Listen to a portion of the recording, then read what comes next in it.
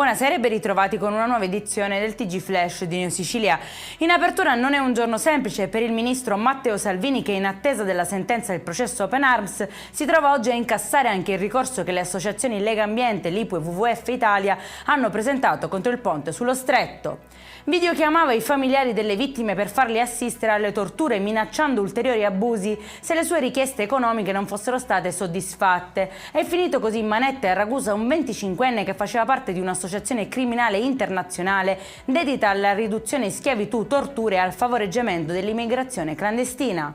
È stato trovato morto ad Antillo nel Messinese il cacciatore 82enne di Castelmola, la cui scomparsa era stata denunciata ieri. Le ricerche si sono concentrate nell'area di ultimo avvistamento, oggi invece il tragico epilogo. Ci spostiamo adesso ad Aci Trezza nel Catanese, dove sono stati sequestrati 90 kg di prodotti ittici e carne in cattivo stato di conservazione. Scatta la denuncia per la titolare. E in chiusura il meteo, domani tornano le piogge in Sicilia, allerta gialla su Messina, Catania e Palermo. Per questa edizione è tutto, prossimo appuntamento domani alle 13:30. Buona serata.